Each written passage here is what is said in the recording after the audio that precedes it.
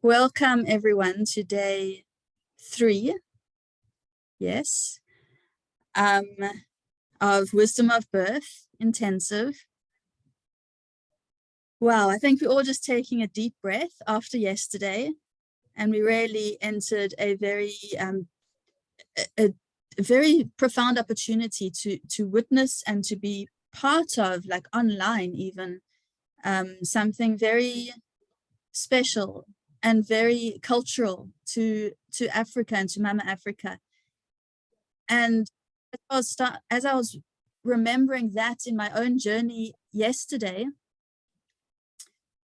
and how I came through to medicine, really through traditional African medicine and sangomas and the herbs and the land, what happened is that I took, like, not a U-turn, but I took a parallel turn, if you can say like that. And I joined an ashram and I went completely Vedic. And the Vedas started speaking to me, and the sound vibration of the Vedic origins and the culture, and that kind of, in my own personal journey, became my lens, one sense, for many years in different ways. And so I've always had this very deep, loving relationship with India, and I feel very deeply there's Mama Africa, there's Mama Africa, and there's Mama India, Mother India. And I have a very different feeling about it, but I think it's personal. So for me, it's a very spontaneous and natural way to obviously bring in the sacred feminine and the sacred masculine from a Vedic source as well, or from that culture, because it's been such a deep part of my understanding and bringing into me what is a woman. And I've worked with India very closely, so I feel it, and it's very hard. The birth situation in India is very, very really not easy. So I feel that also, and I really admire and feel for the doulas and the birth workers that are working there in the systems with the women in the hospitals. It's strong there. And so that's my introduction to really how it's a very natural progression for me to lean deeply into, and then just reach out and put my arm right into sacred Mother India. And so I'm going to hand over to Neha, who's going to introduce Divya, who is going to speak on the energy of birth. And she'll give a presentation. And after that, we'll have a little break, and then we'll come together and chat again. I know people are going to be joining a bit later. There's this awful load shedding in South Africa, which is affecting us all, more or less. Yes. So Neha, I'm going to spotlight you and Divya. And introduce. Yay. Thank you, Gauri. First of all, I have to say that it's just been 2 days, and it's been so wonderful to be a part of the program that you, and so glad that we found you and we found a way into this space. So thank you so much for that. I'm honored and I'm thrilled to have this opportunity to introduce Divya Deswaal, who is a very dear friend and my mentor. So I'm really excited to be doing. Me of intense curiosity and following her heart took her from her career in engineering into the world of birth and babies. And over the past 2 decades, Divya has continuously deepened her knowledge through various modalities. She is a doula, she is a birth educator, she is a hypnobirthing and hypnofertility practitioner, she is an embodied birth practitioner, she is a biodynamic craniosacral therapist, a somatic experiencing practitioner, and the list is too long. I'm not going to go on and on, but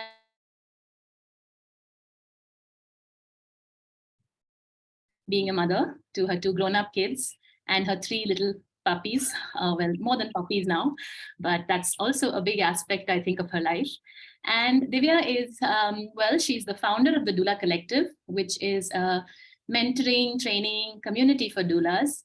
And some of us are here from the Doula Collective as part of this program. And I think that I can speak for all of us when I say that this collective that Divya has created is much, much more than a doula training course. It's really a sisterhood where we come together, we share, we learn, we build each other up, and we heal together. And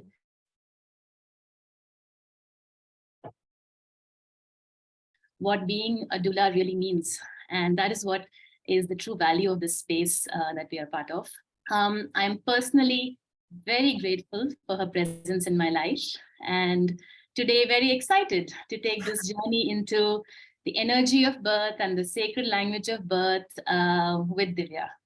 So thank you so much, everyone, for being here, and over to you, Divya. Thank you, Neha, and thank you, Gauri, and thank you, everybody, for taking the time out to listen. And just before I just even put up the presentation, I just want to say, when Gauri first wrote to me saying we're thinking of the title as Energy of Birth, it seemed, yeah, I can do that. And the more I thought about it, the more I felt myself being pulled in almost into a vortex, which is very appropriate, because at the heart of the vortex is stillness. And even up till this morning, I was not sure what will come out. And then I did what I could, is to let it go and wait for it to come to me, which would be the underlying message about energy, and especially energy of birth. And I want to now expand that to say that, so we're going to look at energy, and then we're looking at birth, and we can't look at birth without looking at the female or the feminine or the divine, linking the two. And then we're going to look at birth as well. Who is being born? And so I'd start with saying that life wants to happen. And I'm going to treat this as an exploration where we'll take pauses. My presentation is entirely visual, because when we talk about feminine, and when we talk of energy, and when we talk of birth, in all parts, the part of our brain that is thinking needs to stop or pause. Even when I studied anatomy, one of my mentors say, learn everything and put it behind the curtain and trust that the intuition or the wisdom will arise for you. So I've attempted this in that way that's entirely visual, and it's an invitation to explore, because when we look at energy, feminine, and birth, no two people can say it is the same, even if you've had 3 children. Or no two people can tell the other what it was, and no two people can compare. So it has to be an exploration. And the way I've put it together is my own exploration through the 3 fields. And it's taken a course that may touch upon science or touch upon tradition, but it's entirely a personal journey, and it's actually pushing the boundary of what everybody else says to come into coherence with an intrinsic self. So I wish to bring that for everybody, because that's precisely what energy of birth is.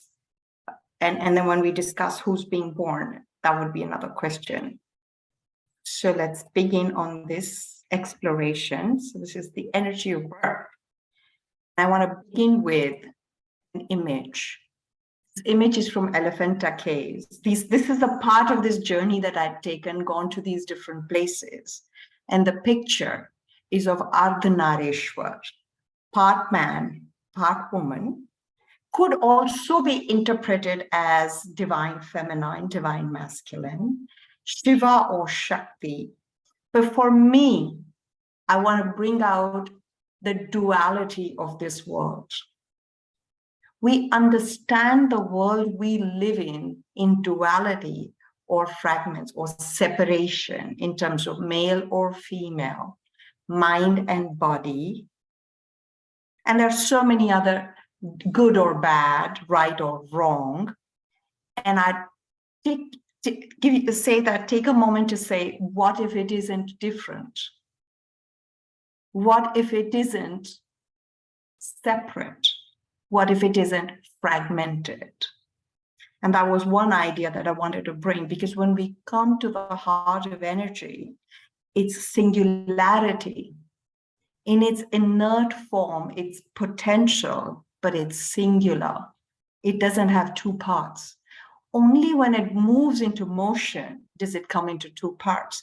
So we'll continuously move as we explore energy, move from duality to singularity. And one of the simplest things about singularity is to be present to the isness of things. This is it. It is so. It's neither good nor bad. But can I stay with the isness of it? And as I look at this form, I begin to question the idea of male and female, because how do we personify these energies? If we say male strength is solidity, but female strength is flexibility, but it's both strength. And so what if we say that they're the same flow of energy, just shaped by the container, because we're in a material form, and that's what all it is. And this picture is also interesting because I want to bring your attention to where the male and female come together is a vertical midline. And I'm going to tie it up to embryology, where life force energy creates us from a midline. We could have brought in a duality of male and female, because when we look at other mythological figures, not just in our culture, but around the world, the union could have been in a horizontal plane, half man, half animal, or half, we could. But in this particular case, it is vertical on a midline. And therefore, in the midline lies the life force that might move to Purush or might move to Prakriti, as it is called in our tradition. It could be matter, it could be energy, it could be male, it could be female. And I'm not the one who's saying it. Quantum physics says that as well. Everything can be a wave or a particle. And we see that many times. So we want to bring in these ideas early, because in this course of the time that we spent together, we're going to explore these ideas through us, not in terms of what is the science or what is the tradition or what is the culture, but what does it feel as truth to me? And so I'd like to start with saying, let's come into our midline, both as a point of stillness in the vortex, the point of where life force energy imbues and creates matter and form when we are conceived, and as the central line of any force field. If you look at any force field, for example, a magnetic field, there's a central line through which the energy flows. And so just taking an experience of our own midline. I'm not the one for rules, in fact, the opposite. So I'd ask you to explore the comfort of your body as you sit. Find the solidity of the earth, the support of your seat. And if you wish, lean back into the backrest. And allow the idea of isness of things to come to you. I need to shift myself. My body is not fully unified. I feel tension. Oh, but that's how it is. It's neither good nor bad. And dropping duality of right and wrong, bringing our attention to our midline. You'll be surprised that some of us might consider our midline as an energetic midline if we practice the chakras or yoga. For others, it may be the anatomical midline, the vertebrae or the spine. Or it might be an anchor dropped into the middle of us. It'll be interesting to notice how you or your form is organized around the midline.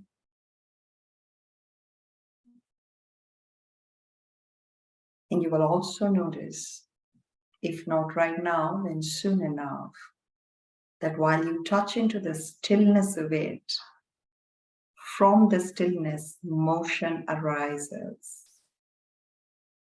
And that's the isness of it.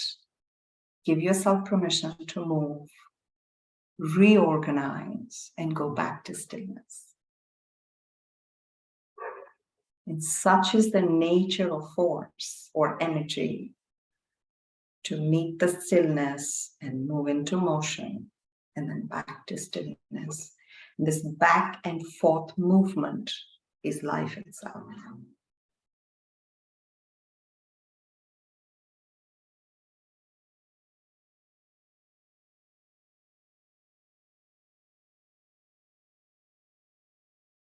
Because I mentioned the primal midline, the notochord in embryology is the first densified structure of the baby around which the baby is organized. Up until then, there is just a mass of cells. If we take our attention to that idea, what more arises for us?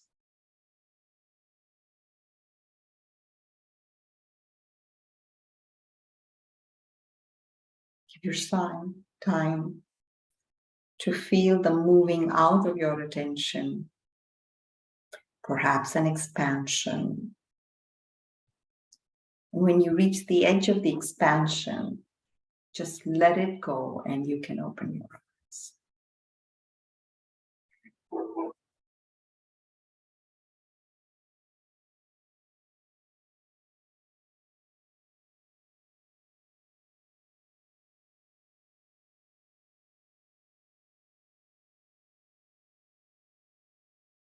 And if you are ready, you can write down in the chat a word or two that might resonate with your experience.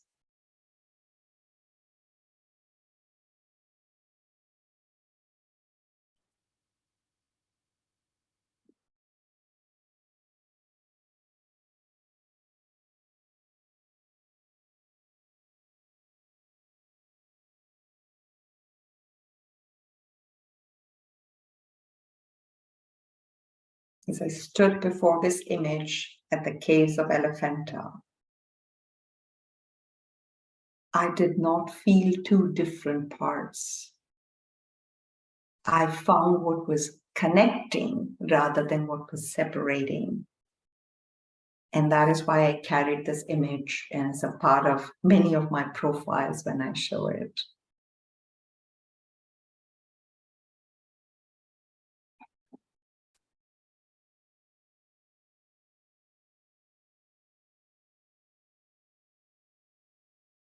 So we have curiosity, feeling centered, calming, bringing myself to oneness with myself. Feels like the donut, the energy field.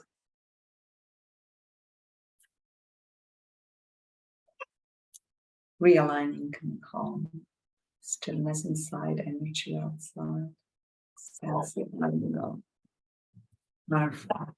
It also tells me that if we truly stay with ourselves, perhaps in the field of other people, other women who are holding that intention, our learning is almost intuitive. We don't really have to learn, but the learning arises in us. So the wisdom of our sisters or the universe flows through us when we are in the intentional or relational field with others who hold the same intention. And I'll tell you why, because some of the things I read are actually universal concepts, which I'd like to bring up a little bit later. My second picture, I want to say energy equals to feminine. Female is energy. We're not matter. We flow, we're transmutated, we're transformed. We shift from one form to the other. These are forms of goddesses in my country, starting with the benign Gauri, to the fierce Kali, to the warrior Mahishasura-mardini, to the lover, to the woman giving birth, to the Lajja Gauri. There are so many shapes and forms in which feminine energy flows. And today, my inspiration was the one, which is the Chinamatsya. As you can see, she is the decapitated female, where 3 streams of blood flow out of her head, from her neck, feeding 2 of her followers. She's standing on a divine copulating couple in a lotus. She has her head in her hand. She's feeding her own head. And she has a smiktar in her head. So she is the goddess of contradictions. I mean, that's what you'd read. But I'd say she's the goddess that personifies every aspect of the feminine. The destroyer and the creator, the mother and the lover, the partner, the lustful, the sensual, the ferocious, the righteous, the soft. Women energies can be in many ways. If we hold them in containers, like any good form of energy that could have been used for good, when we hold them in containers, they can be destructive. And they can be destructive appropriately because destruction is needed. When we drop the judgment, the isness of it can surface.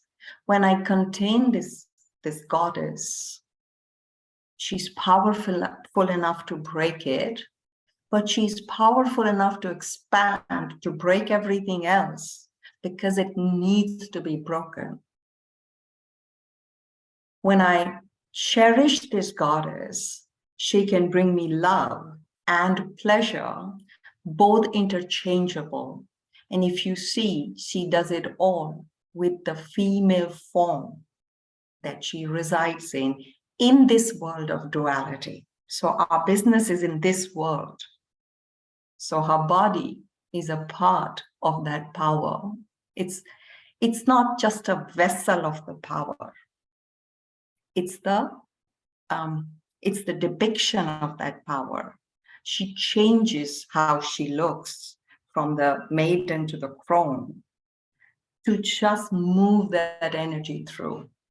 And therefore, these pictures. So I wanted to draw your attention that when we talk about energy and Shakti, one of the connotations that come up is the feminine. And the goddess is the personification of that feminine energy. And yet, if you see, in all her form, it is so close to everyday woman. So we're going to draw that, stretch that idea, where we find the goddess, that is me.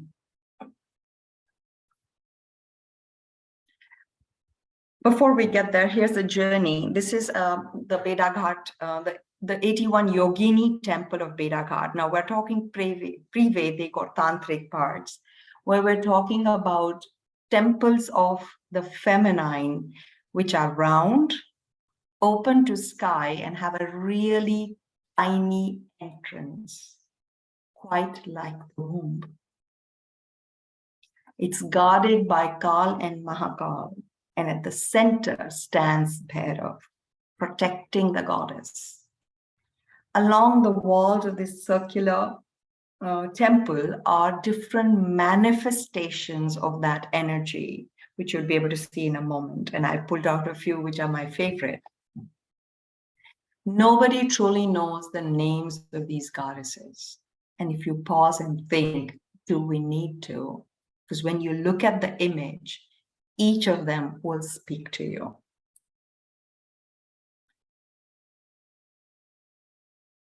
That looks like all along the boundary, 81 sculptures of manifestation of feminine energy.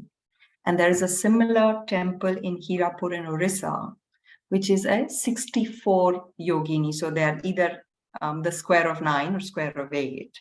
The top one was made by a king and therefore squares of 9, 81, and the other one is still being practiced. And if you can see the centerpiece, there are different forms of Bhairav, including Udhar Bhairav, or one-footed erect phallus Bhairav, that protects or guards or is a companion to the goddess.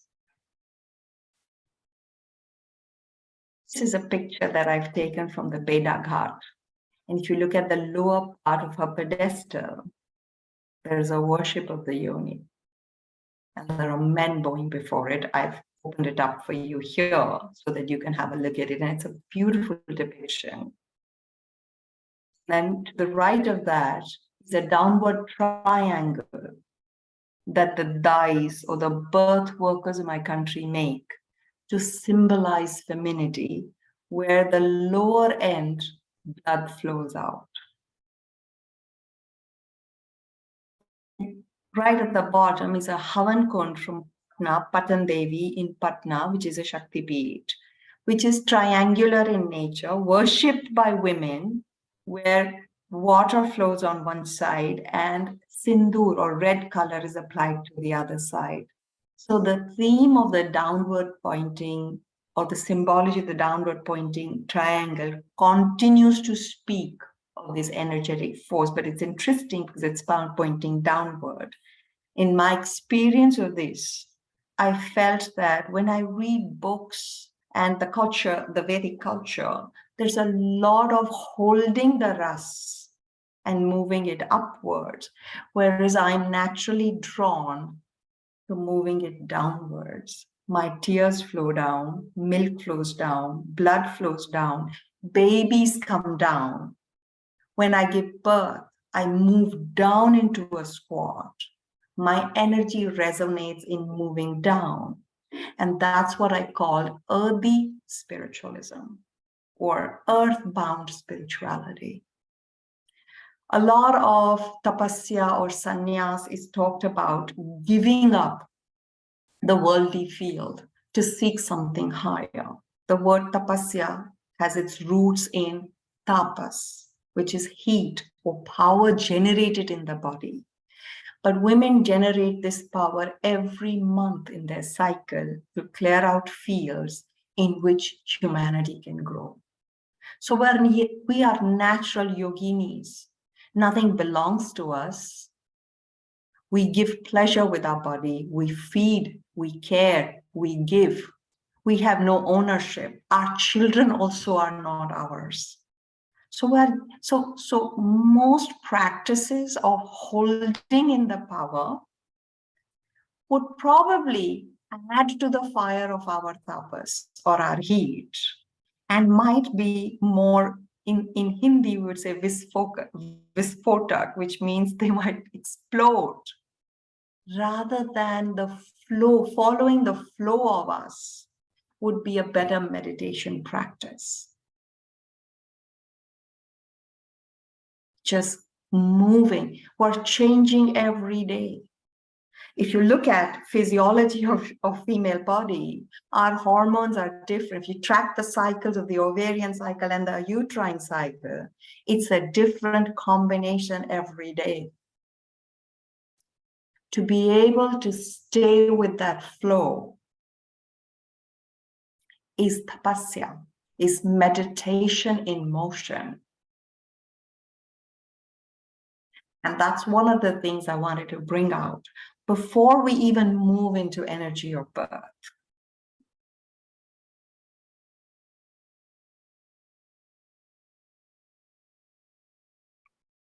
Here are some other pictures depicting birth again. And here is an understanding, which is, this poster was gifted to me by my mentor. And everybody knows that I never speak without first holding my guru in reverence, Janet Chawla. Look at the depiction it has been done in her interpretation with the birth workers in my country, the Dais. Whereas the lady under the soil is called Bemata. She's the keeper of children and is nurtured by our blood as it flows into the earth. She makes seeds grow, and that's the cycle. I'm happy to send it to you as well. It makes babies grow. She makes, so babes in arm, babe in utero, blood flowing out, seeds growing upward. And we talk of Narak or Patal as the underworld, but not hell. There are 3 dimensions. And when we are earthbound in our spirituality, the earth and the underground is our domain. Whereas the upward bound energy, the earth and the Akash is the domain. So I just want to bring your attention to how we are grounded, we are rooted. That's where our creativity comes from. This is so the yantra or the geometry that I've used here is actually the Chinmastya's yantra. I spoke about because that was the thing that came to me very powerfully. And this is something that I wrote in my journey when I was going through the yogini temples. And then when I read it yesterday and I put it here, I remembered the postpartum course I did with Gauri, and she talks about the elements. So I'm the earth, steady and safe. I'm the fire, potent and strong. I'm the water, fluid and free. And this is my inquiry. Am I the goddess herself? And the way I distinguish is when I'm all the things I choose to be, choice, there will be unity, goddess and me. We're no different from the goddess. It was a personification of the feminine energy in a container that we can relate to. Our functions are nearly godly because we produce life. When I say I'm the earth, steady and safe, I'm also the fierce Kali, the earthquake and the shuddering of the earth, or the breaking apart is also me if I reach there. I'm the fire that can warm, that can cook, and the water which is fluid and free and gives life, but I can also sweep life away. And that's how we must look at the feminine energy. And then giving her a choice.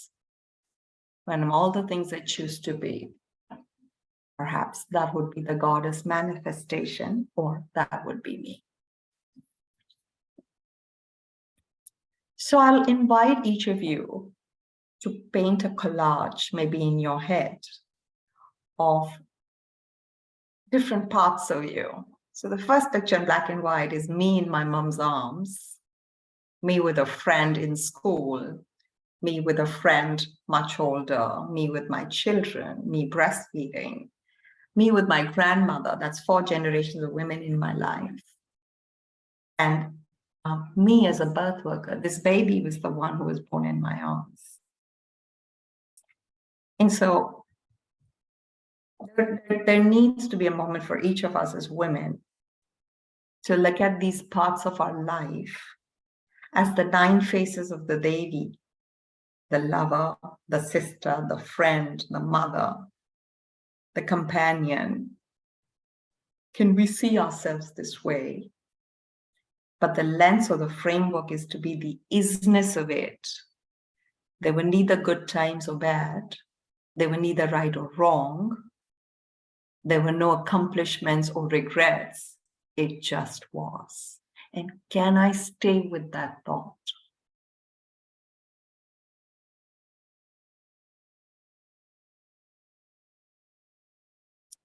And sometimes when I look at these pictures and I look back, I actually have no memory of this life.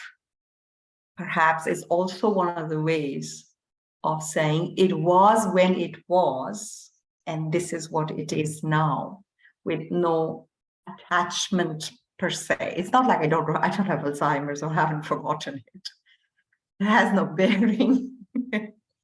As I evolve each day into something different, the past stays in the past. So I just want to take a pause and check in with everybody. Take a deep breath. Our exploration is energy of birth. We've looked at the feminine, the pathway to birth.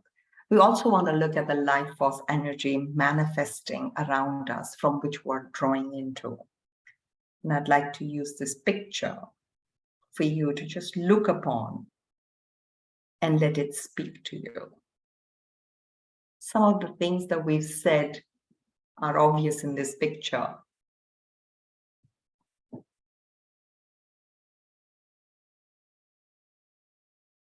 And then this is also a moment to say that, do you need to be heard or seen, or step away, or need a glass of water, or have a thought?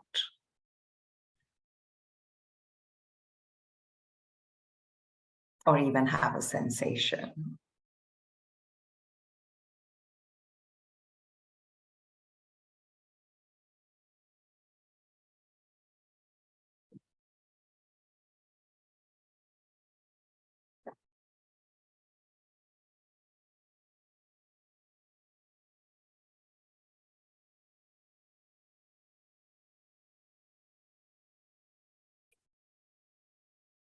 Okay. So the heart of everything is energy. We know science says that energy and matter are interchangeable. Quantum physics says that everything is both at the same time. There are a couple of things that we draw upon, that energy is forever, eternal, infinite, pulsating potential. And as it moves into this realm that we live in, this earth, that movement, that intention of moving into this earth brings about duality. Energy in itself cannot be experienced because it is inert. It needs to be activated through something to be observed. Is there electrical energy around us? Yes, but only when it gets conducted do we experience it. So at the heart of the vortex, where all the potential lies, is stillness. We don't feel it. And then when it moves into motion, it generates speed. The picture brings that to me. The heart of it is pure potentiality. I want to talk a little bit about the embryo, not from the idea of birth and where I'm going, but from the idea that we were all born. So it is something that touches us, whether we're birth workers or not, women or not. It touches us. In the beginning, we are fluid. Literally, if we look at one cell, there is protoplasm. The more fluidity we have, the more our ability to take in the energy or to transmutate the energy through us. The more rigidity we have, the more we resist or put up a defense. Therefore, it's not surprising that feminine energy is often linked to watery substances. To create to take in energy, to be able to hold it, to be able to move it through, we have to be fluidic. Solidity will restrict it, contain it, explode it. Airiness will not have enough body to contain it, use it, but fluidity will. It also happens to be that water is one of the essential elements for us to be alive. It's not surprising. And in the beginning, we are all but a drop of fluid in which this energy, this life force transmutates, setting it alive. I want to show you here. It's a quote from Rumi. You're not a drop in the ocean, but you're the entire ocean in a drop. Each of us, each cell is a hologram of that potential. We're not going to become something. We're complete, we're whole today. Even if parts of us are fragmented or broken, underneath lies the wholesomeness. It is where our attention goes, is what gets highlighted for us.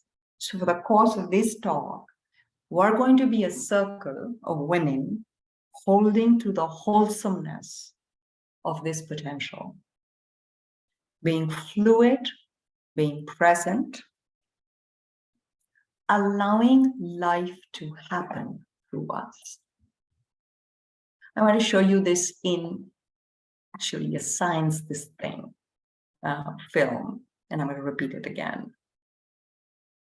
What you saw in the beginning was the cell that was fertilized, and it lies in stillness. Even though chromosomes have matched each other, fertilization has taken place, but life has not taken place. And you watch as a wave of light moves through the cell, and watch. So one of them is a photo. It's taking the picture of the light moving. The other is actually the cell itself. So the photography of the cell.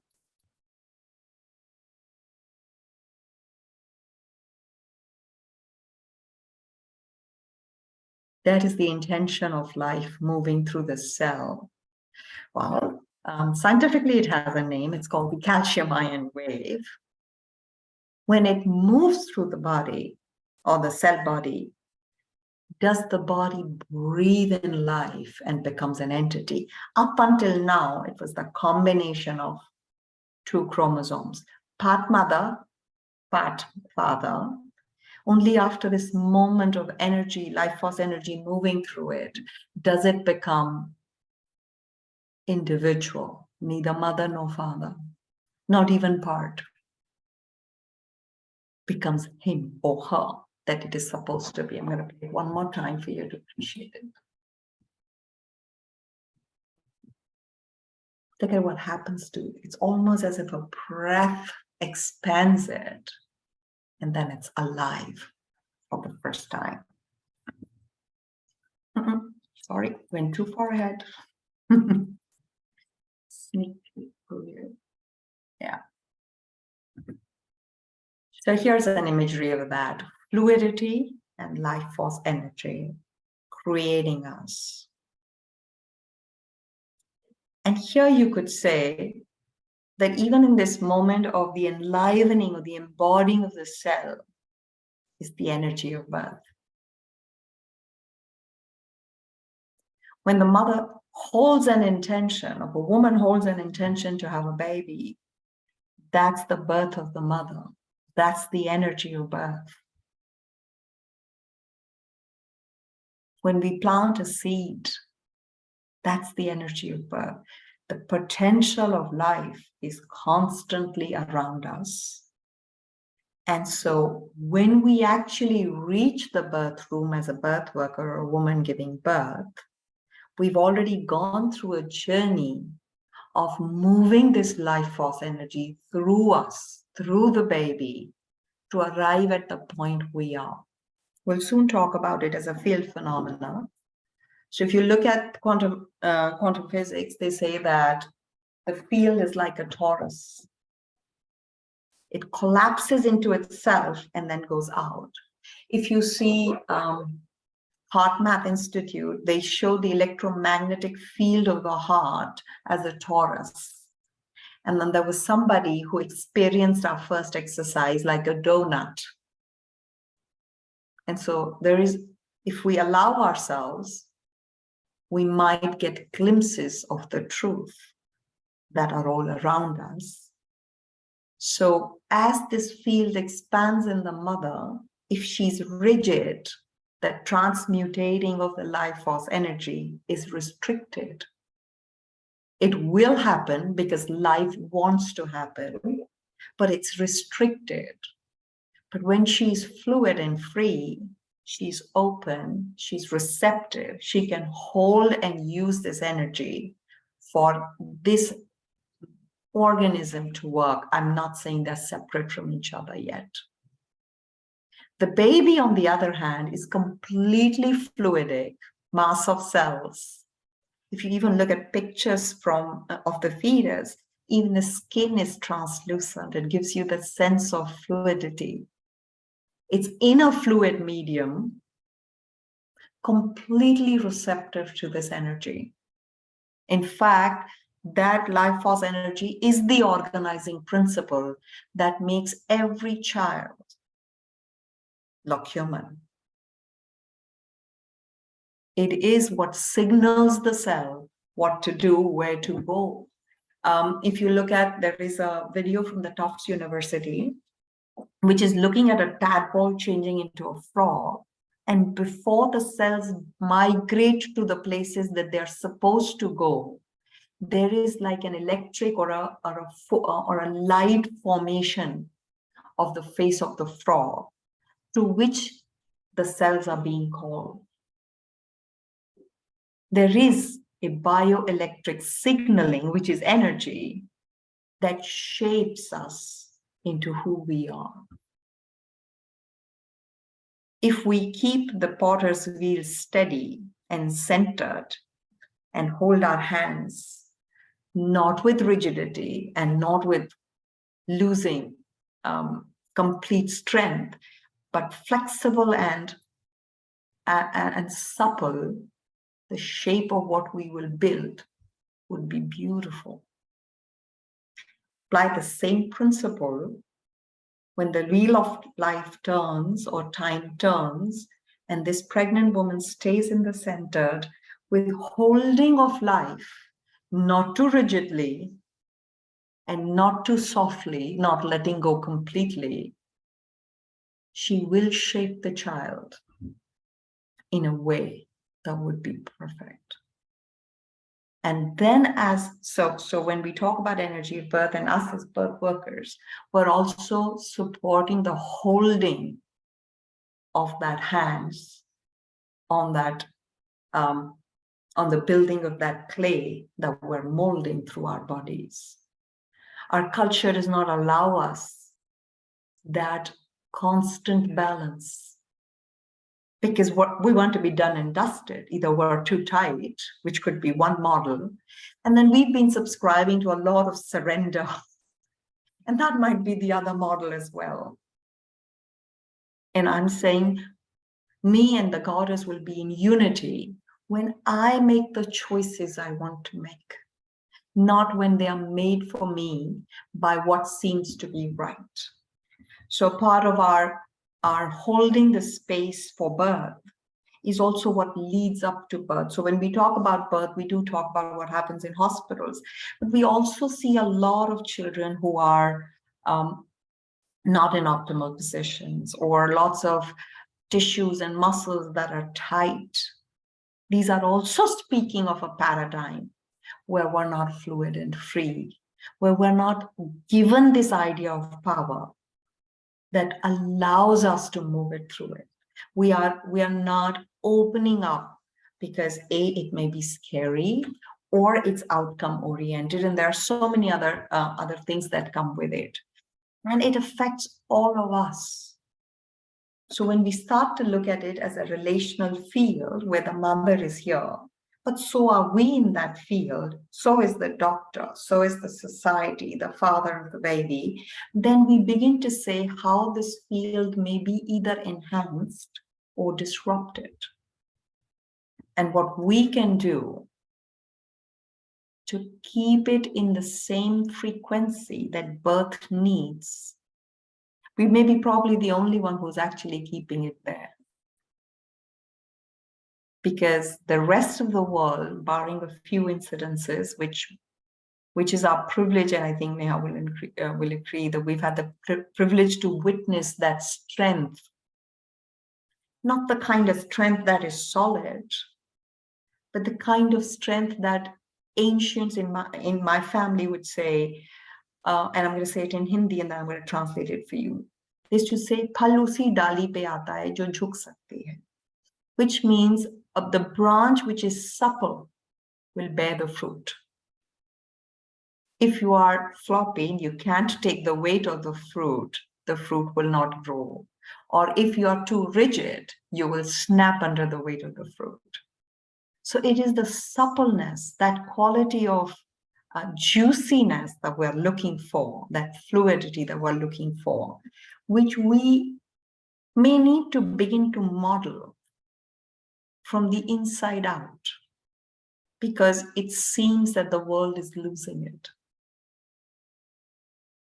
We're either men or male, masculine, or unfortunately anti-masculine.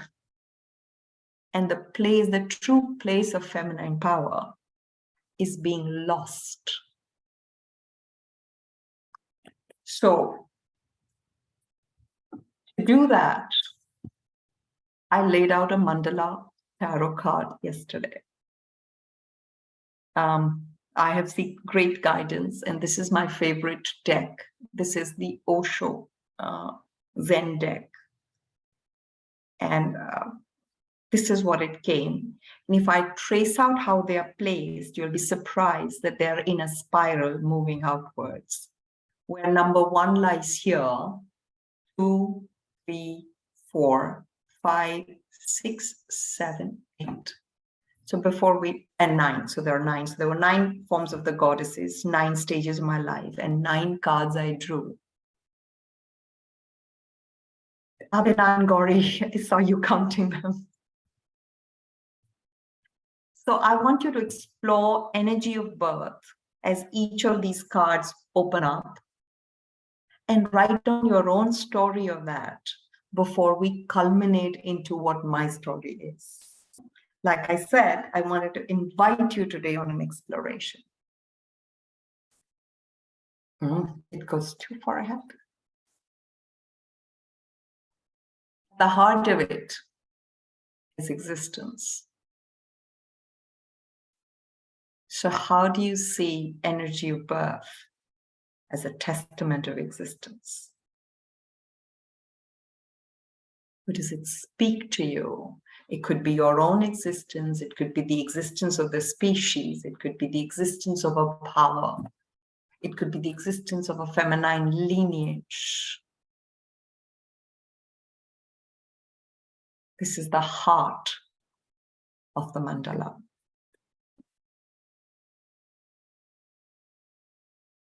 It's ambition. It always keeps going that far ahead. I'm wondering why now. Yeah. As it opens up, the ambition of this reading was creativity, to spread and settle the moving outward and the moving inward. And I'm going to change that a little bit. When we say moving outward, is a sense of expansion. But when I'm actually settling into it, I never feel contracted. I feel my sense of expansion settles and unfolds on itself, making room for another expansion to come up. So when we also talk about labor, we talk about the muscle contracting and relaxing. basically what we're doing is we're creating space and settling, not actually going back. And it's unfortunate that we think of labor in terms of contraction of the muscle, whereas actual purpose of labor or energy of that birth is to expand the mother's body for the baby to come out. So it doesn't go expand and a contract. It expands and settles and builds the momentum or gets familiar with this new state of expansion to expand even more. And even though it goes on expanding, it never feels too far away because it literally settles into itself and expands again. And so creativity is the ambition of energy of birth. Oh, I'm so sorry, I keep doing it. I'll be careful next time.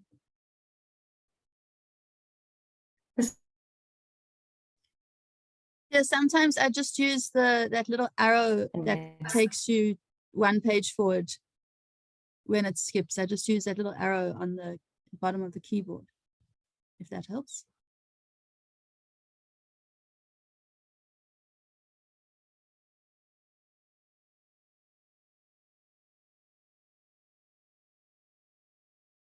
Energy of birth was in a voice.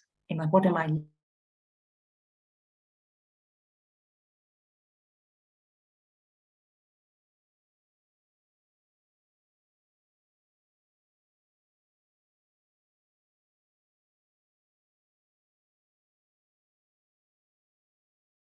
Dropped off, I think. You're breaking up, Divya. Can you guys hear me now? It keeps breaking. Can you hear me?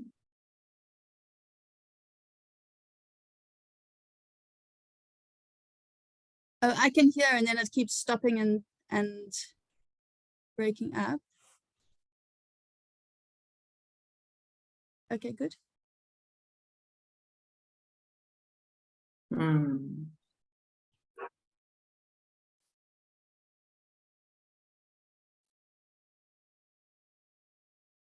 Yeah. Can you hear me now?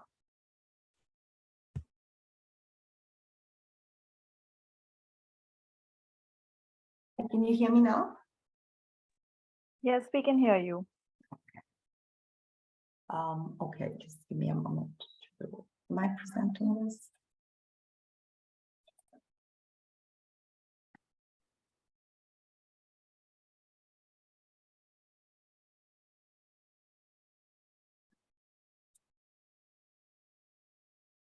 Did you miss something? Do you want me to go back or forward?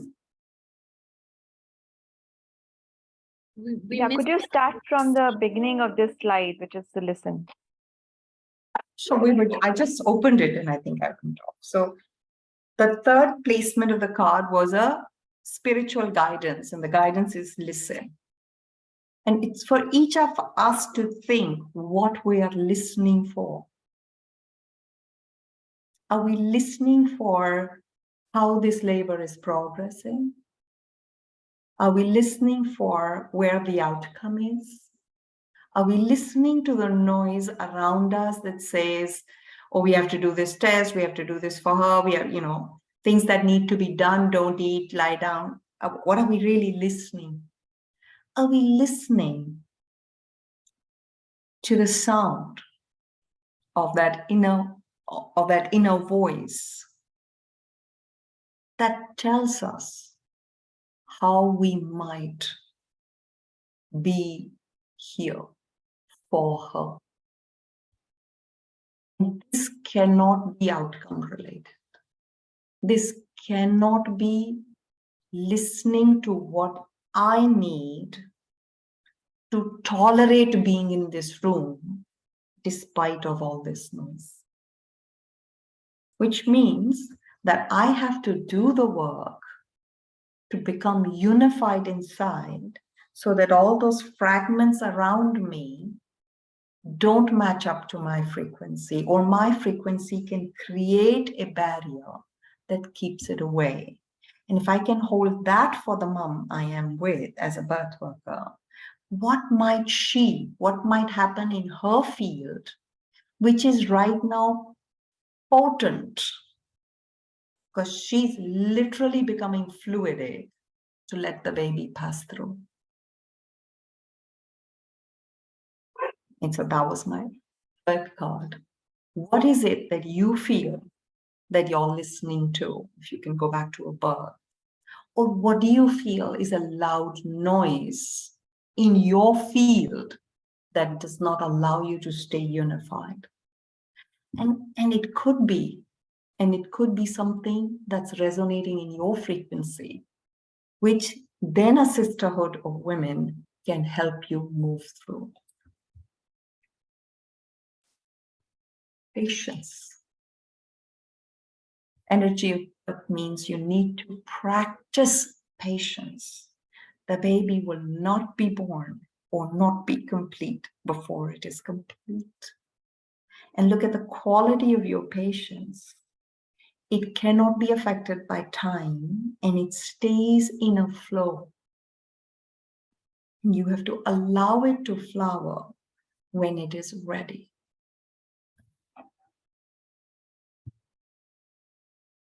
Flowering.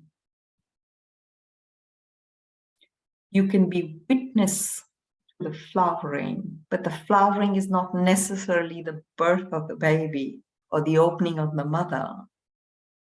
In the field of that birth energy, you could be the witness to the flowering of something within you that moves you towards the goddess inside you. And as you're doing that, or as that is happening, something might change on the outside as well.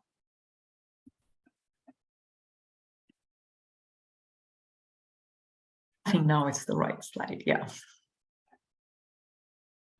You can support healing, and there may be an opportunity to heal yourself, or that may happen. An opportunity to heal the mom, the dad, the birth workers around you, the caregivers around you.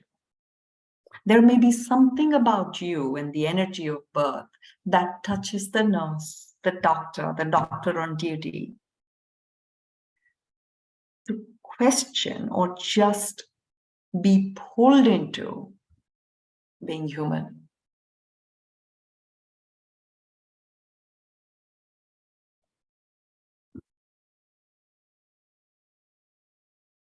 Birth work has been and always will be a leap of faith. I took one in the morning when I hadn't quite decided how this would go. And so, energy of birth is the vortex, the center of which trust can lie. When we look at all the things that go wrong in a birth and ascribe ownership outside of it, we didn't trust the process as well. Because the potential of birth itself is so powerful that everything else is a fragment that would be blown away in that vortex if you believed or they believed it will happen. So each day we condense or distill trust in life's processes. Transformation, and I use the word tolerate for it. We all want to change, but change is intolerable. We stay the way we are because that's familiar. And we should be able to, the energy of birth means we need to tolerate change or transformation for ourselves, for the clients we hold, for the baby coming to the world, for the families. And sometimes it's very, very difficult. I think one of the things that actually holds us back is our familiarity with suffering. And finally, energy of birth is about celebration. And here I want to bring back to the idea of isness. We're not celebrating an outcome, but we're celebrating life itself. It has been my privilege to be witness to listen to tolerate transformation, to be able to be with it. That's the celebration. I am alive. Life wants to happen. I could be a part of it. When we hold these principles in ourselves, it helps with our unification. So a lot of people talk about yoga. The root word for yoga is yuj. Yuj means joining. Well, that's a crude way of saying it. It actually is union. And you can start it at really at the gross self, of union of the body with itself, and then the union of the mind and the body, the union of the body with the life force, the pranayama, if you go through the hierarchy of yoga. And then finally, the union of the body, of the mortal with the divine. And so when we are unified at every level, then we will become the beacon or the lighthouse in that room where birth is happening. Because birth itself is a very, very strong field phenomena. That life force is finally moving through two people who have aligned with each other, the baby and the mother, become fluidic, completely holding that energy in and transforming with it, expanding to allow birth to happen. When we arrive in that birth field, we want a whole unification in ourselves so that we are not the discordant note in the room. And there will be others, which is okay. It's the isness of things. But if we can focus on being the synchronous note, that'll be music to the mother and baby. And that is all we can do.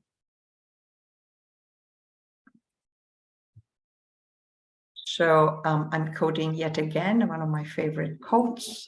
It says, it's the work of the divine, the hands are mine. Popularly spoken in Punjabi by the Dais. When they talk about their work, their profession, they basically say that the hands are mine and it's the work of the divine. And it's that quality of unification that we aspire for when we want to work or truly be in the energy of birth. Thank you.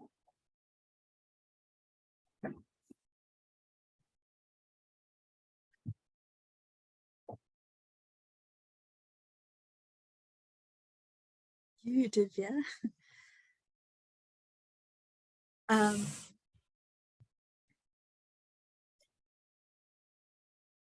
Wow. Does anybody have? I'm just going to let this land a few minutes. I just needed to land a few minutes before we take a break. I just want to just not be forced to speak straight away. So what might help, Gauri, is if we bring one hand to our heart and one to our belly button. Just focus on that midline yet again.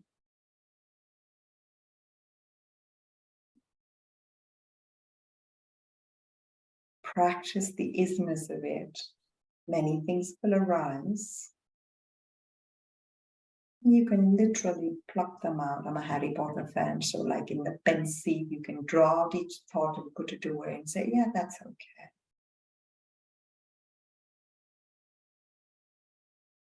Make no change. Make no effort.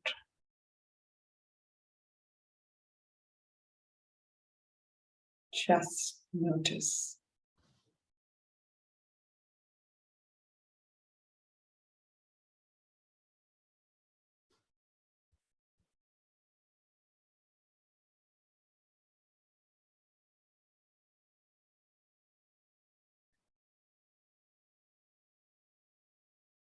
The first picture you had with it was like a galaxy with the waves going around and in the vortex.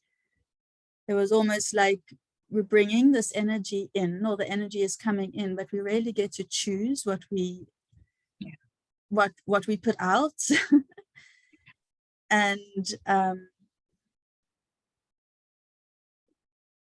that's why birth becomes so alive for me in my daily experience, even just this morning of trying to have a perfect morning for my children so I could enter this space with it being perfect, but it wasn't. And just allowing that to come in and choosing what I can put out. And this is like, Lisa, it was just so beautifully put what I had felt, you know, my experience in the last almost 2 years of being in India, a lot of it was spent on the river or in the river because it was so hot.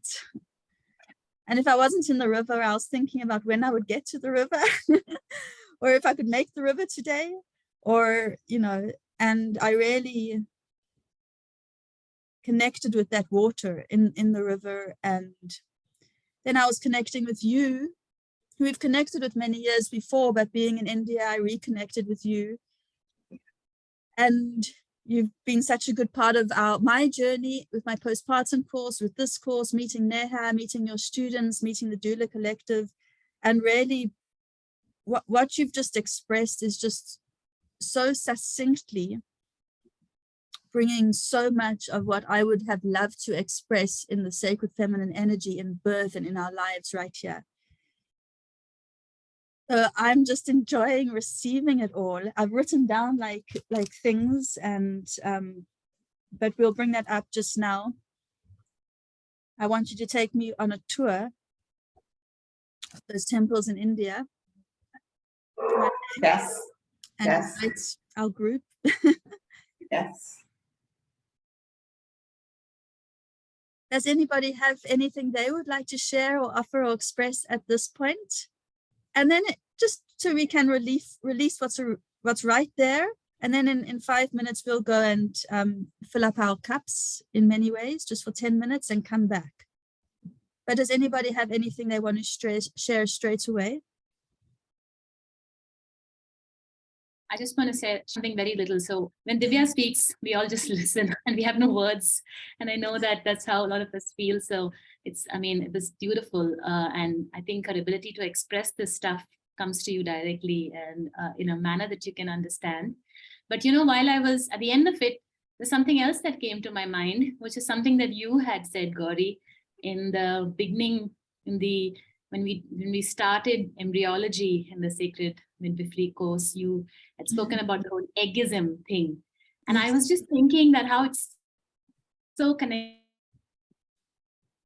about how the feminine energy is like the egg that we release from our ovaries, and the nature of that egg to just sit in the fluidity and gradually flow with that fluidity and just be absolutely fluid in nature and welcoming and receiving. And then that sperm comes and does its thing, and it allows it to enter, and it allows life to happen. There was so much similarity in that description and everything that Divya spoke today. It's amazing how it's all just coming together and making so much sense about, that sacred femininity that's there around birth. I'm just loving it. Thank you so much, both of you. We're just drinking in the soma, the life-giving force. I've had a lot of visualizations around this powerful pillar of the Taurus being the center of the energy, especially as I was navigating it more. And then that power, and you reminded us the powerful center of, you know, how we all start in terms of the notochord and the sometimes my words just go away, the construction of the baby, the folding of the baby around that is so abstract, but it so makes sense in terms of the energetic of creation, of creating our plans, and how for me also, it's a masculine force, like in the center of the feminine, and how we just perfectly bringing them together in ourselves, but we can also see how we interact with them outside of ourselves in one person, or in the energies that come to us, or in our reaction to people, and how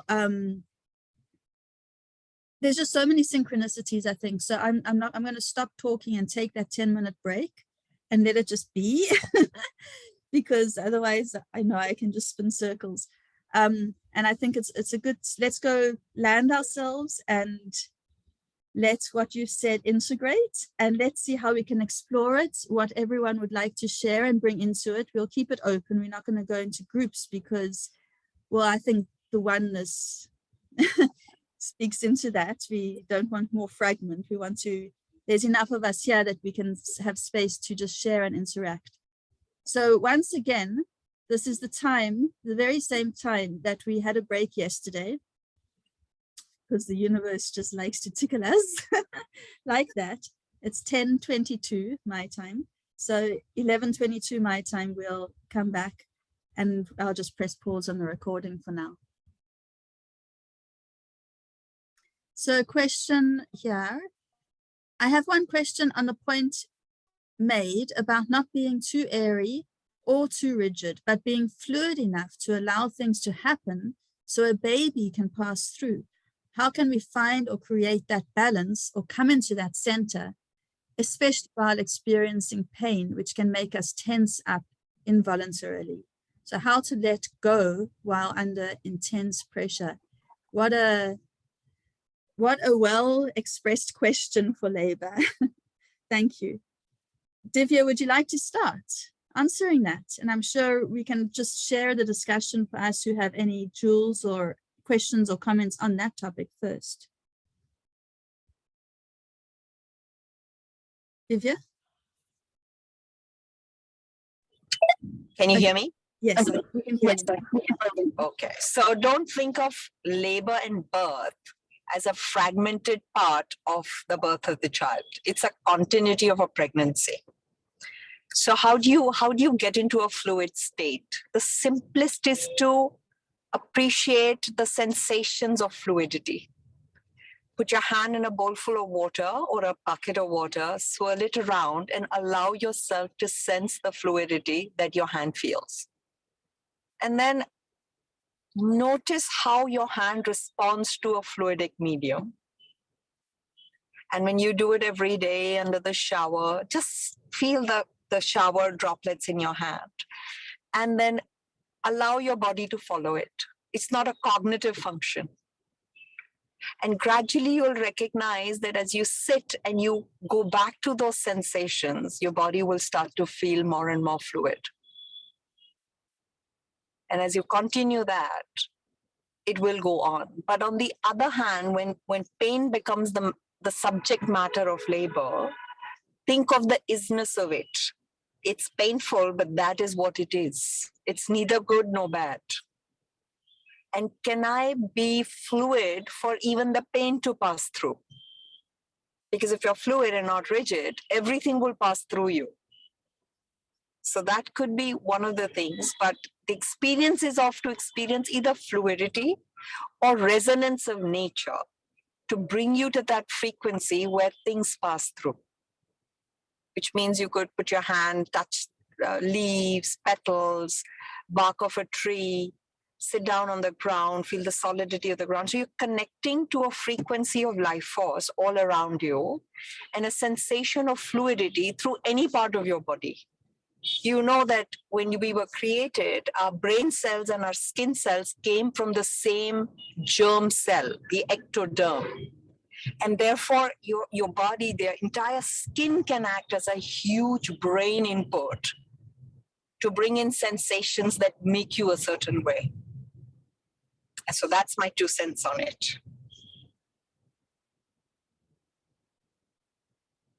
Awesome. Thank you. Okay. Yeah, I think the point in the last point was, yeah, I was also going to,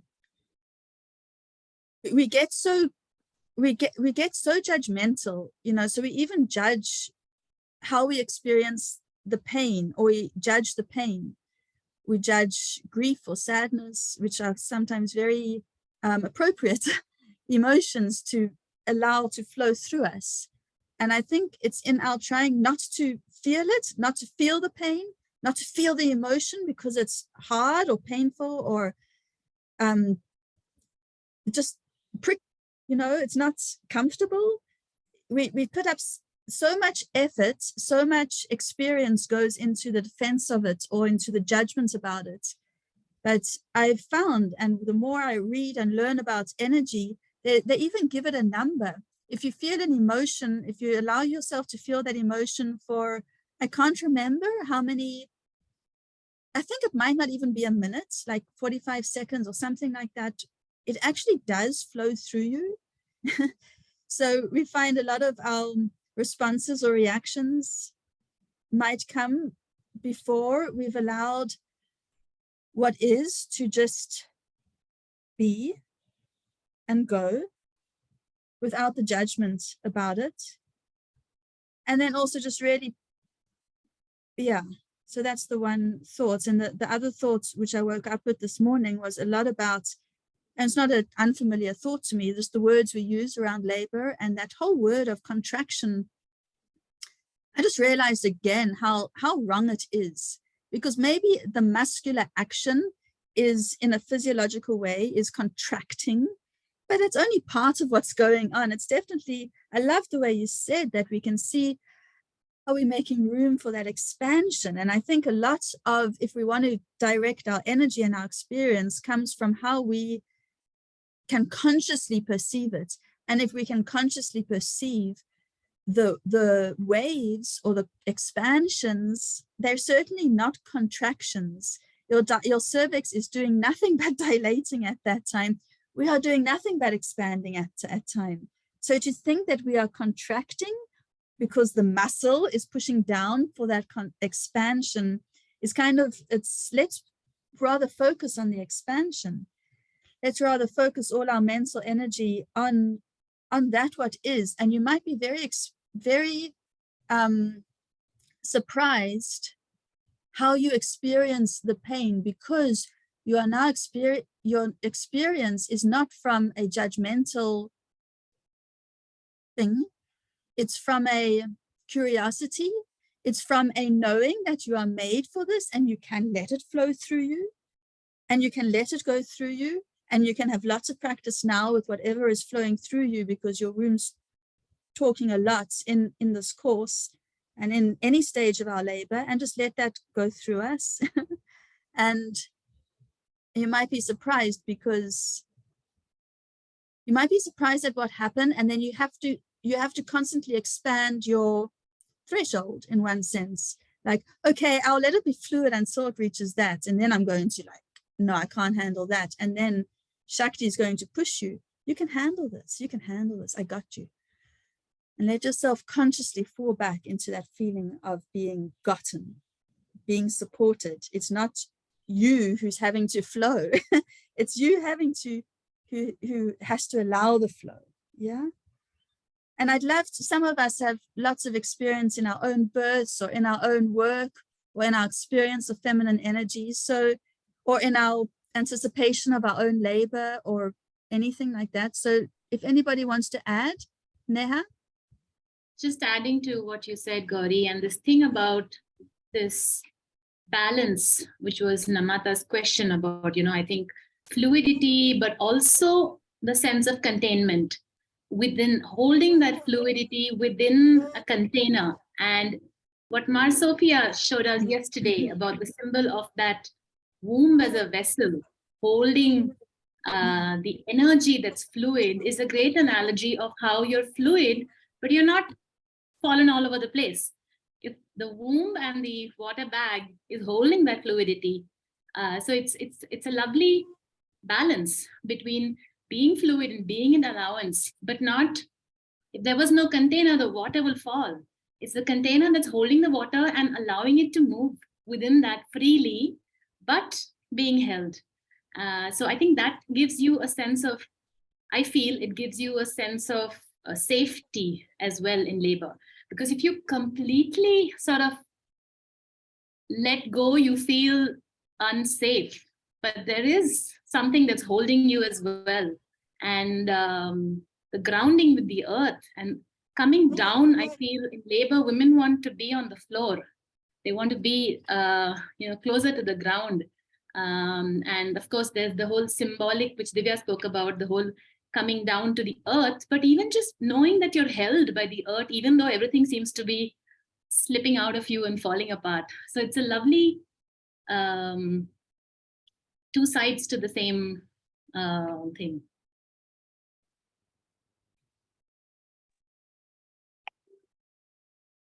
How does that land, Amanta?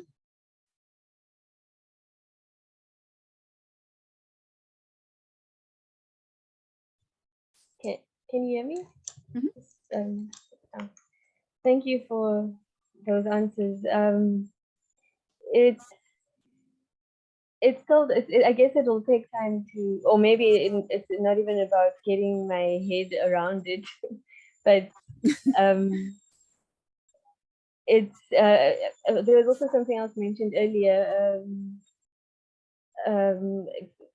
Learning or hearing and trying to learn and think about all these things, but eventually it goes to the back of the mind, and then in the moment you just have to it'll happen. And so I have to rely on that as well, I think. So it's still a bit difficult to hear some of these explanations and answers and feel it does help so much to know that they are you don't have to enter the space with fear, or that pain isn't the central aspect of labor, but there is still these things, there's still these fears, but I think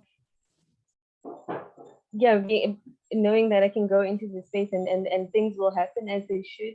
I think maybe that's the central thing I can take away from this, is that even the fluidity, maybe.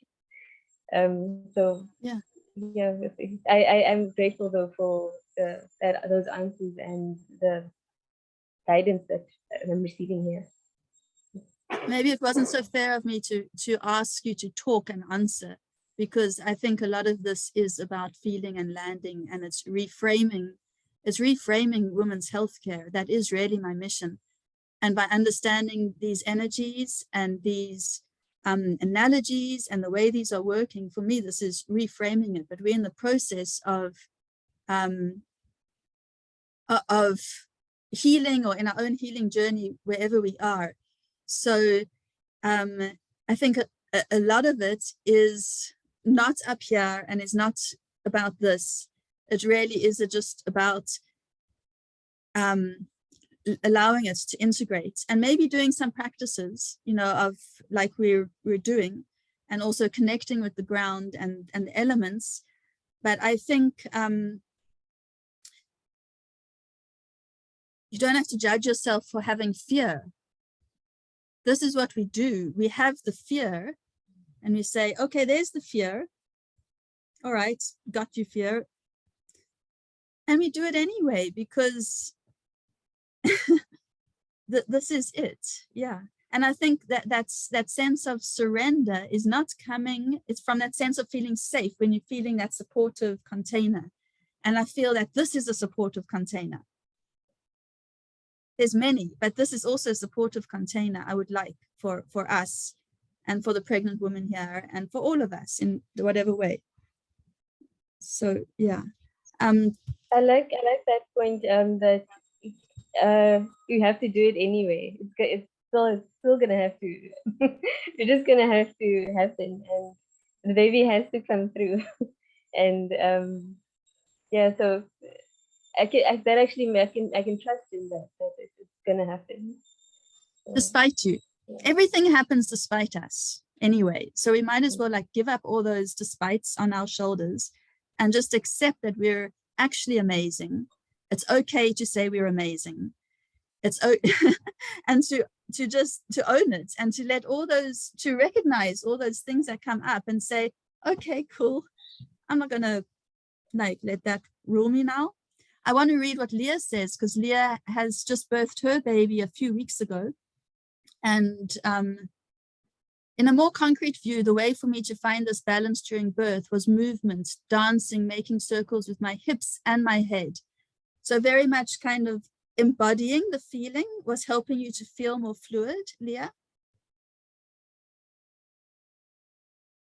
Yeah. Yes, exactly. Because I totally understand your question, Namanta. I was in my previous birth, I had this problem of being too rigid and being a bit paralyzed by this pain. When you feel there is movement inside and you know it has to come down, and there is water inside of you and coming outside of you, and so much fluid coming out. But I had this, paralysis. I was stuck in one position, but I was in a hospital frame, so that was also part of the problem.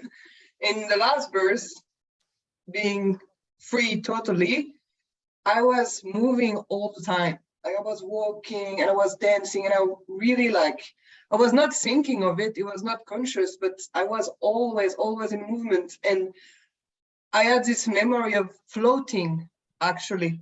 Like I was not paralyzed at all.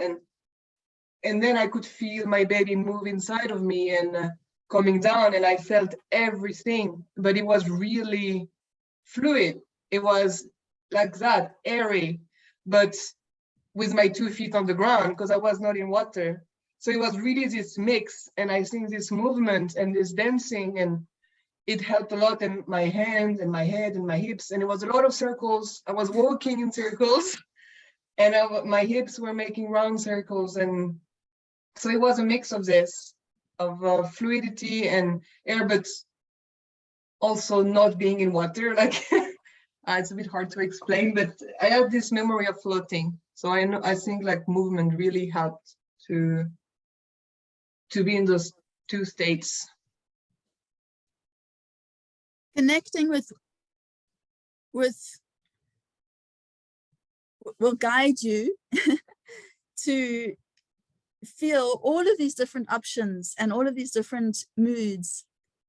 You will be guided whether and how you should move. So you will feel like you'll remember some of these things, but you'll feel some of them appropriate at some times. But the idea I feel is that for Leah, it was important for her to move, and through following what was important for her, it flowed like that. Anybody on anything further in this line, or on what Divya said, or on your own anythings? Manjari Priya. Thank you so much. One thing that Divya said, you also said, was this point about us really being very judgmental about our pain. Like, okay, pain comes, okay, this is it, it's bad, I don't want it. And kind of like starting to fight against it even. And then you also mentioned the same about emotions, when we feel some sadness or fear or whatever, we immediately identify with it. And that's really resonated with me. I've been on a coaching healing journey for the last couple of years. And one of the things for me that I really absorbed was that, especially in terms of emotions, there are no good or bad emotions. They're all negative or positive emotions. They all come for a reason. If I become angry, there is something that happened to make me angry. Some boundaries were violated, someone hurt me, something happened. There's sadness, there's grief, because I maybe lost some part of me. I lost some human being, some friend, and just like learning to just be with it. It's emotion is energy in motion, so it's energy, right? It comes and it goes. And if I acknowledge it, if I'm able to be with it for some time, then it just goes away on its own. Like there is no need, for me that was such a learning, no need to fight it, no need to like try to get rid of it, because anyway it will come back. The more I push it down, the bigger it will explode at some point when it's all together, accumulated. So that so much resonated with me with that pain that you said, also like just allowing it to be. I'm not this pain, I'm not that fear, I'm not that anger, I'm someone else. So I can just be with it and be safe with myself, even if I'm experiencing these emotions or this pain. And yeah, it's just so beautiful and so much resonating with me. Thank you for bringing it up. We're all going to have to pass the threshold of death one day. We're not going to be able to resist that. No matter how strong or clever or spiritually advanced or rich or handsome, whatever we are. So in a like the ultimate sense. Yeah.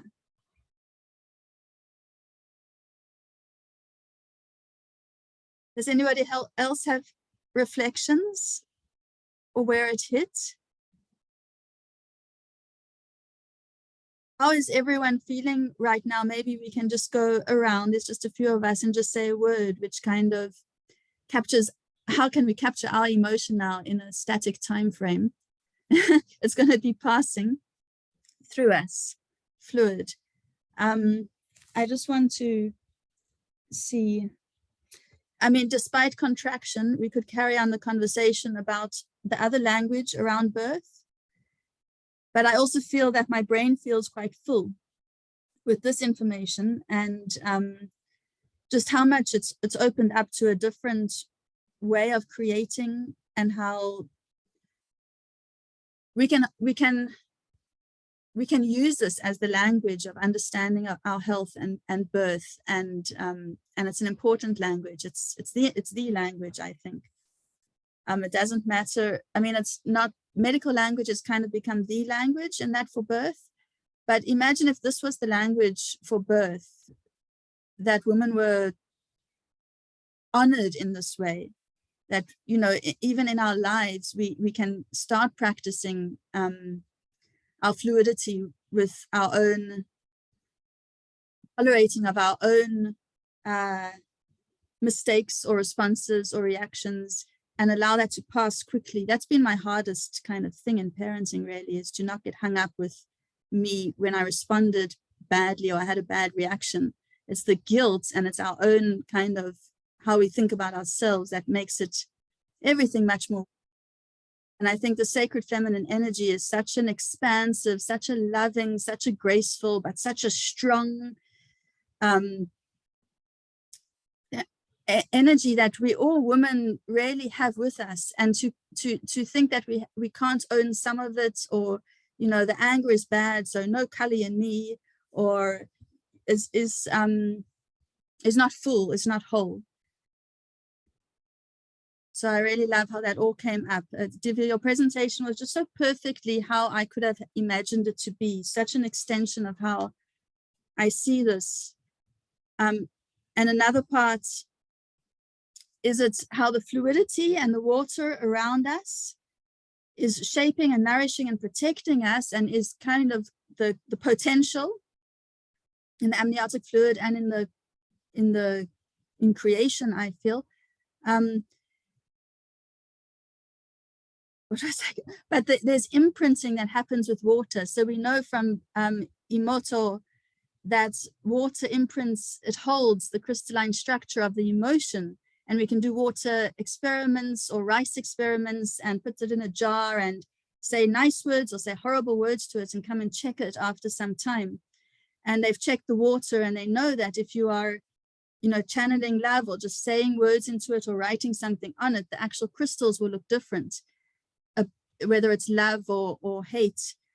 And in the same way, it makes complete sense to me that when the babies are in the womb, this water surrounding them is also holding the imprints of emotion or of what is being put into it. And I could understand prenatal imprinting also in that way, that there is prenatal imprinting is our next topic on Monday, which speaks about the importance of this time in terms of the psychology and neuropsychology of the baby. And for me, it's a complete extension of this fluid environment in a sense, which makes sense that there's imprinting at that time. So that's just leading on to Monday. Anybody want to close off with a thought? It would be nice to go through, maybe just have an emotion or share a word or a phrase. Does that sound good for now? Unless somebody wants to share a little bit more into this before we cut off. Okay. Sorry, I have one more question. Just go back to the slide that Divya showed us. Firstly, also thank you so much for this discussion. It was really beautiful, and this presentation. I was just wondering what the theme was on the first slide, where Divya had asked us to think about our own experience coming into birthing. So just that slide, there was I just missed the first theme of that. I can answer that. Yeah. So the very first slide was a picture of Ardhanarishwar from the Elephanta Caves, which I had visited. And because we saw two sides of male and female in the same body, it highlighted the midline for us. And midline is the first structure we make as a child around which our entire body is organized. So we saw the duality of male and female combined into one, and of course, the experience of the midline. Did that answer the question? I was referring to the 9 cards that you showed us. Oh, the first one was existence. Existence. With Existence. If you want, I'll be happy to share it with everybody, Corey. Yes, yes. The cards, Of the course. picture of the cards. Yes. I love that. Thank you. You're welcome. That ties into the emotional milestones of like being born and being having that acceptance of being. Do you want to show? Are you showing your screen? Are you finding it? Okay. Divya? I'm talking to Glenn. Okay, so while she finds that, you'll see there's emotional. Are you finding it?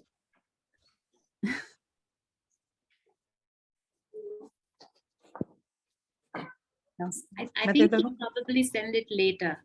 Namaste. She's on her way to work right now, as far as I know. Divya. She'll send it later. Yeah. Okay. Okay, so she can't speak more about the card now. Hi. Oh, nice. Lots of goodies. Okay. So that okay, so she'll send it later. That's fine. We can all share a little bit about how that connected with us if you want, and how it connected with me was just how one part was how I was saying was just that if you just think about the emotional milestone of how much acceptance it takes when you find you've got a baby in your womb, and you know whatever situation around you is there. You know, even if it's so planned and so welcomed and so timed, it's still like there's a huge jump of acceptance. And it makes sense that the emotional imprinting of us, each of us, when we were born, is the first kind of was being allowed to be in the world. And how do we feel now about being allowed to be in the world? Sometimes we feel okay, but I mean, sometimes I don't feel like I want to be in the world, or like I'm, you know, all of those feelings come up for me. And what I found in this work is that if we're feeling something, like, you know, just have a check what's happening in the energetic collective, because sometimes it's not ours and sometimes it is ours, or sometimes it's the collective triggering ours. But there's, you know, there's always our healing work to do with how accepted we feel. Yeah.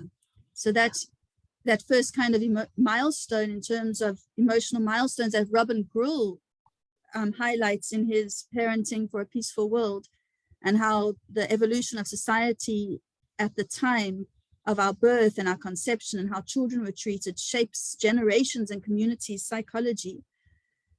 And he speaks about that first milestone being to be, just to be.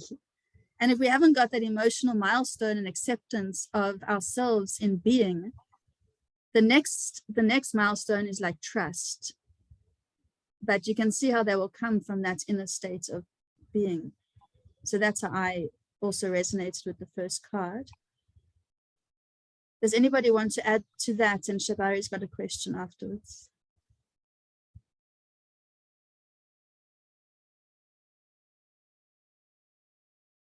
Namansa, does that sound complete?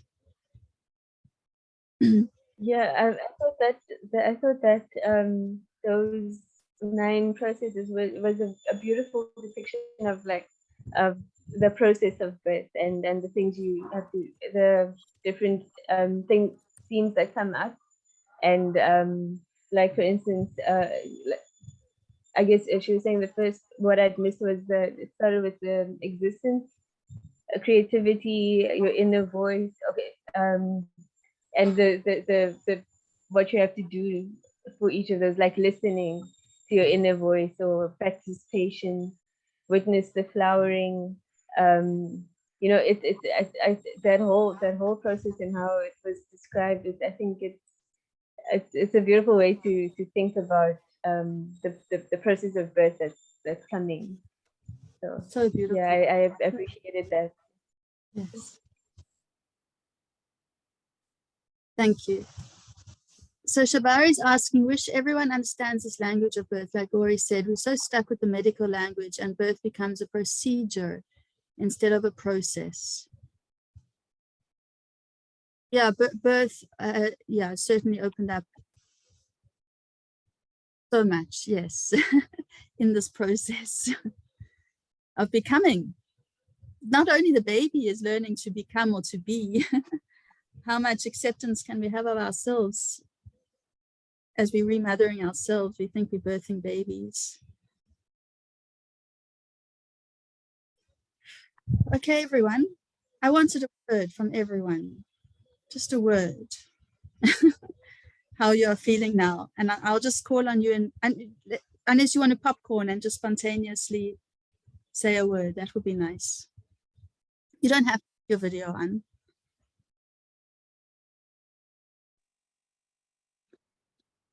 I'm just inspired. That's how I want to work forward with my clients now. Amazing. Thank you. Thank you.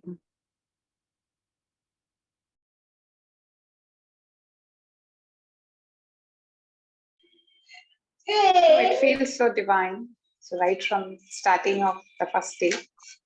So first day it was about the spiral thing. The second it was about the cosmology, moves, music, everything. And today it's a lot about chakras and feminine energy. It's so divine and deep. But I'm actually yet to sense all those energy within me, or if I get to know about the thing, and I can support the mother as well. I feel in that way. It's feeling full. Thank you so much, Gauri, for this. Beautiful. For these sessions. Yeah. Pure bliss, I would say. We have learned so much from so many people, and I feel this course, it has taken me to a different level, I guess. Yeah. It's a little bit difficult to understand the language, yeah, but at the same time, you know what it means also. And like Madhumati said, we need to experience these things so that we can share it with the others as well. Yeah.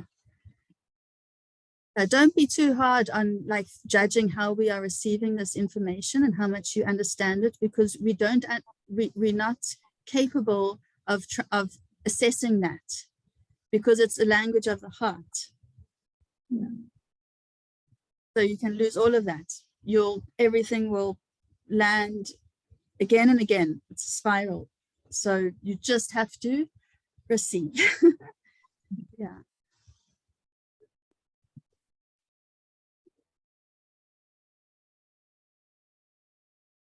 Lois, did you want to share?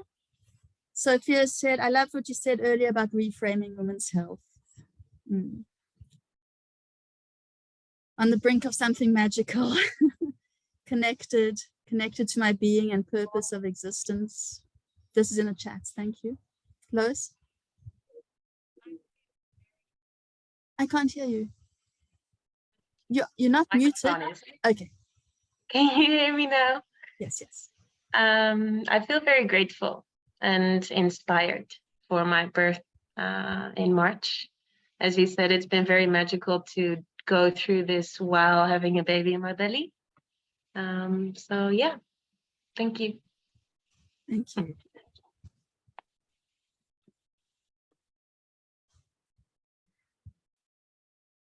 Thank you, everyone. Have a beautiful weekend.